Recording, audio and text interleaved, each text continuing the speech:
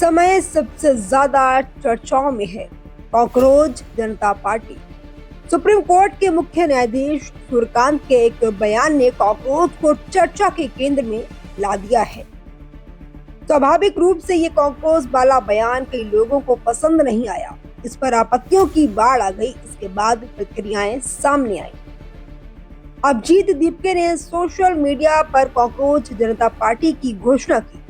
देखते ही देखते उनके सोशल मीडिया अकाउंट्स पर फॉलोअर्स की बाढ़ आ गई। इंस्टाग्राम पर उन्होंने कुछ ही घंटों में बीजेपी, कांग्रेस और देश के अन्य दलों को पीछे छोड़ दिया। इन आंकड़ों और समर्थकों को छोड़ दे तो मुख्य गंभीर चर्चा का विषय ये है कि इस जनता पार्टी के प्रति दीवानगी क्या दर्शाती है। इसका क्या अर्थ है? क्या ये सत्ताधारी दल और संपूर्ण राजनीतिक व्यवस्था के प्रति आक्रोश है, या फिर ये एक पैच, या फिर ये एक नई राजनीतिक विकल्प की तलाश का प्रयास है? क्या एक नए राजनीतिक आंदोलन का जन्म हो रहा है? इन सवालों के जवाब मिलने में अभी काफी समय लगेगा, क्योंकि ऐसी किसी भी प्रक्रिया में लंबा समय लगता है।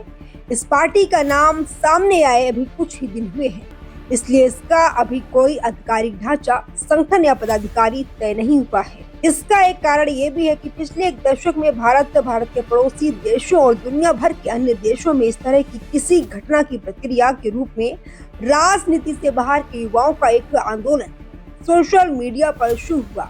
धीरे धीरे ये फैल गया और इसने स्थापित राजनीतिक दलों को हिलाकर रख दिया और यहाँ तक कि चुनावी राजनीति में चमत्कार भी कर दिखाया। कभी कभी ये चमत्कार लंबे समय तक कायम रहा तो कभी कभी ये क्षणिक रहा। आज कॉकरोच जनता पार्टी की बहुत चर्चा हो रही है, तो आइए हाल के इतिहास के कुछ ऐसे उदाहरणों पर नजर जो सोशल मीडिया ट्रेंड से शुरू होकर सत्ता तक पहुंचे हैं। हमें ये भी याद रखना चाहिए कि उस आंदोलन के फैसले के क्या कारण थे। अब चूंकि कॉकरोच जनता पार्टी भारत से है, तो आइए भारत से ही एक उदाहरण की शुरुआत करते हैं। अन्ना हजारे का भ्रष्टाचार विरोधी आंदोलन 2011 में कांग्रेस के नेतृत्व वाली यूपीए सरकार के दूसरे कार्यकाल के दौरान शुरू हुआ। धीरे धीरे यह आंदोलन पूरे देश में फैल गया। उस समय सोशल मीडिया उतना व्यापक से प्रचलित नहीं था जितना आज है, लेकिन भारतीय राजनीति पर इसके प्रभाव की शुरुआत यहीं से हुई थी। अन्ना हजारे ने दिल्ली के रामलीला मैदान में जन लोकपाल विधेयक के लिए एक आंदोलन शुरू किया था।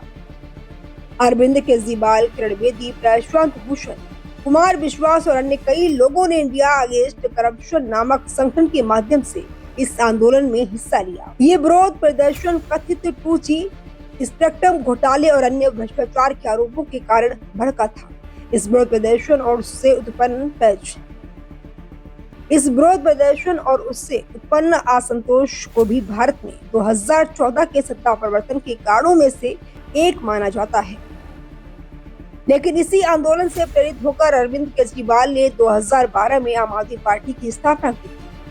केजरीवाल के आंदोलन में शामिल कुछ सहयोगी उनके राजनीति में आने के खिलाफ थे। हालांकि केजरीवाल के राजनीति में आते ही उनकी पार्टी आप का जबरदस्त सफलता मिली। 2015 में आपने दिल्ली विधानसभा चुनाव में 67 सीटें जीतकर सरकार बनाई। बाद में इसने 2020 में फिर से जीत हासिल की। फिर 2022 में इसने पंजाब जैसे बड़े राज्य में जीत हासिल करके सबको चौंका दिया। गुजरात और गोवा जैसे राज्यों में भी पार्टी का विस्तार हुआ।